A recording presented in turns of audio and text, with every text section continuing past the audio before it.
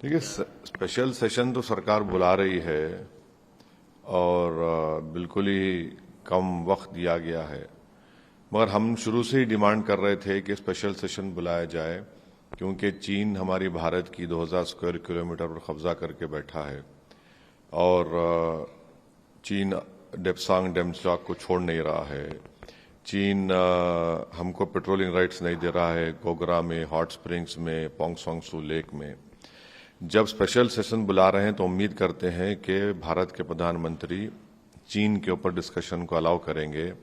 दूसरा, हम भारत सरकार से, मोदी सरकार से इस बात का डिमांड करते हैं कि रोहिणी कमीशन ने अपनी रिपोर्ट दे दी है तो वो फौरन 50% जो रिजर्वेशन की लिमिट है उसको ब्रीच करें और पार्लियामेंट में स्पेशल सेशन में एक बिल लेकर आएं ताकि हम वो 50% की लिमिट को ब्रीच कर सकें। तीसरा, हम इस बात का डिमांड करते हैं कि इसरो के साइंटिस्ट को और नीरज चोपड़ा को पार्लियामेंट में बुलाकर उनको ऑनर किया जाए। ये बड़ा अच्छा मुस्बित पैगाम जाएगा।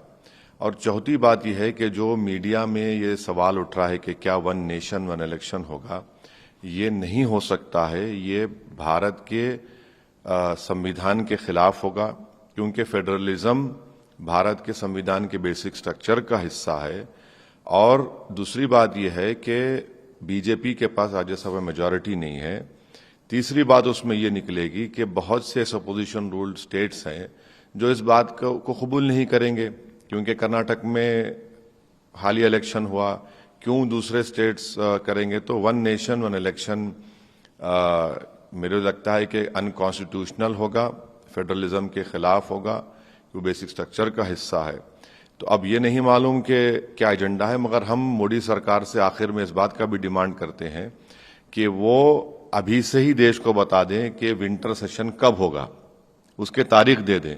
ऐसा ना हो कि आप सिर्फ वोट ऑन अकाउंट ले लें फरवरी में और चले जाएं, क्योंकि सप्लीमेंट्री डिमांड तो आप पिछले सेशन में ले चुके हैं।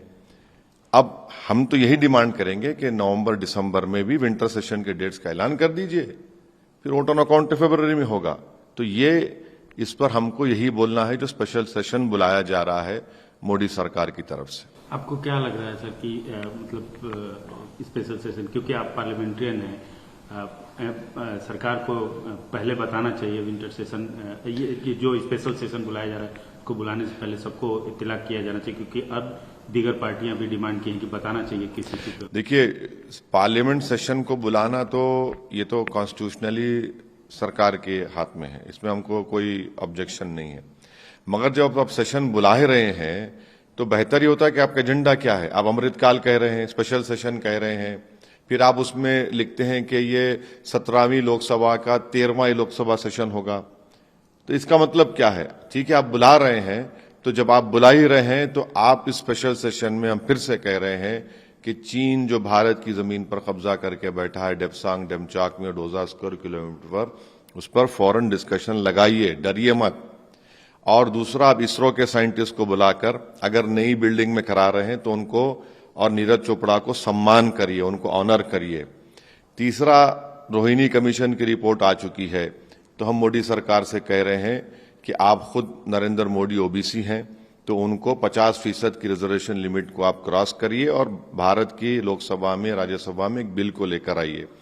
चौथा यह है कि आप फौरन देश को बता दीजिए कि विंटर सेशन के डेट्स क्या होंगे। ऐसा ना हो कि आप डायरेक्ट चले जाएं वोट ऑन अकाउंट में, क्योंकि आप तो सप्लीमेंट्री डिमांड्स पास कर चुके हैं। और आखिर में ये वन नेशन वन इलेक्शन का जो सिलेक्टिव लीड किया जा रहा है, ये कॉन्स्टिट्यूशनली नहीं हो सकता, ये अनकॉन्स्टिट्यूशनल है। फेडरलिज्म भारत के संविधान के बेसिक स्ट्रक्चर का हिस्सा है। बीजेपी के पास राज्यसभा में मेजॉरिटी नहीं है, कॉन्स्टिट्यूशनल अमेंडमेंट होगा, क्यों स्टेट्स तैयार होंगे? तो हम एजेंडा तो डिसाइड होगा जब स्पीकर साहब के पास मीटिंग होगी या मोदी सरकार बताएगी, एजेंडा ही होगा। आप सिर्फ स्पेशल सेशन कह रहे हैं, तो हमको इतना ही कहना है इस बारे में बस।